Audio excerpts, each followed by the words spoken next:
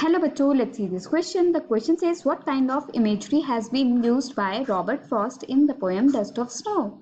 Or how do you think the poem Dust of Snow is full of unconventional images?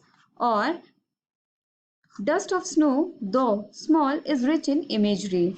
Discuss. तो बच्चों question में हमसे ये पूछा जा रहा है कि बताइए डस्ट ऑफ स्नो पोएम जो है उसके अंदर किस तरीके की इमेजरी मतलब किस तरीके की कल्पना की गई है रॉबर्ट फ्रॉस्ट के द्वारा, या फिर आपको ऐसा क्यों लगता है कि जो पोएम है डस्ट ऑफ स्नो वो अनकन्वेंशनल इमेजेस मतलब कि जो अनऑर्थोडॉक्स इमेजेस होती हैं उनसे भरपूर है, या फिर डस्ट ऑफ स्नो हालांकि बहुत छोटी है लेकिन बहुत ही रिच है उसकी इमेजरी में कल्पना में, इसको डिस्कस करें।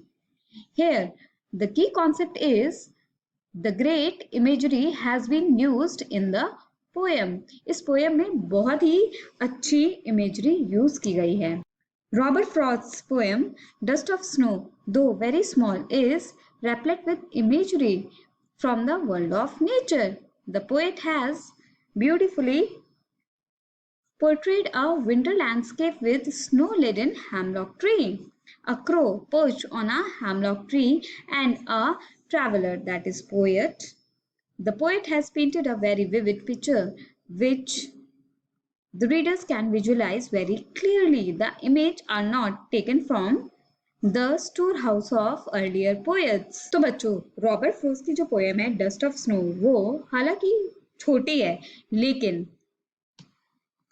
लेकिन वो परिपूर्ण है इमेजरी से, कल्पना से, from the world of nature, nature के दुनिया से। और जो पोएम है वो बहुत ही अच्छे और ब्यूटीफुल तरीके से ये पोर्ट्रे करती है कि जो विंटर लैंडस्केप है वहां पर एक स्नो से भरा हुआ एक पेड़ है जिस पर एक क्रो आकर बैठता है, और वो जो ट्री है वो एक हेमलॉक ट्री है, और एक ट्रैवलर है इस पोएम में जो कि पोएट खुद हैं। तो पोएट ने जो ये पेंटिंग बनाई है वो बहुत ही विविड है, मतलब बहुत ही आप एकदम से उसको इमेजिन कर सकते हो इस तरीके की पिक्चर है। और जो इमेज है वो उन पेंटर्स के स्टोर हाउस से नहीं ली गई जो इससे पहले पेंटिंग्स बना चुके हैं। Frost has used the images which other poets have not considered to be worthy of being part of poetry. Unlike the conventional poets, Frost has opted a winter season instead of a spring, though winter is symbolic of difficulties and sorrows. तो यहाँ पर जो हमारे poet हैं Robert Frost, उन्होंने जो image यहाँ पर एक्सप्लेन की है वो एकदम ही अलग है दूसरे जो कन्वेंशनल पोएट्स हैं उनसे, ऑर्थोडॉक्स पोएट्स हैं उनसे, जिनको जो कन्वेंशनल पोएट्स हैं वो वर्दी नहीं समझते कि वो किसी भी पोएट्री का पार्ट हो सकते हैं, लेकिन फ्रॉस्ट ने उसको ऑप्ट किया। फ्रॉस्ट ने दिखाया कि वो एक विंटर सीजन है, स्प्रिंग सीजन नहीं। दो जो विंटर है वो एक सिंबल है डिफिकल्टीज का और सॉरोज का।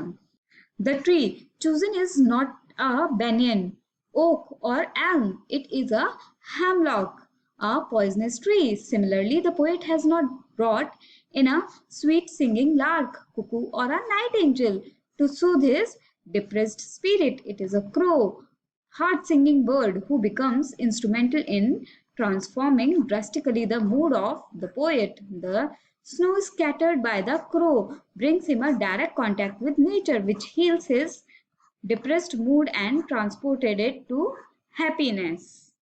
तो बच्चों जो ट्री चूज किया है पोएट ने अपनी पोएम में वो ना तो बेनियन है, ना ओक है, ना एल्म है, बल्कि वो एक हेमलॉक है जिसको एक पॉइजनस ट्री कहा जाता है, जो एक पॉइजनस ट्री होता है।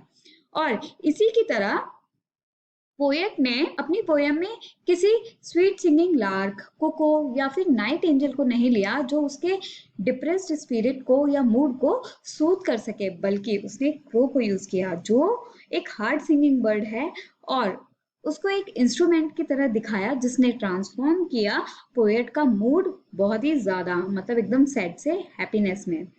और जो स्नो स्कैटर की उस क्रो ने, मतलब उस क्रो के द्वारा जो स्नो गिरी पोएट के ऊपर, उसकी वजह से पोएट का डायरेक्ट कांटेक्ट हुआ नेचर के साथ, जिसने पोएट का जो डिप्रेस्ड मूड था उसको हील किया और ट्रांसपोर्ट किया उसको हैप्पीनेस में। I hope you understood it well. Best of luck. Thank you.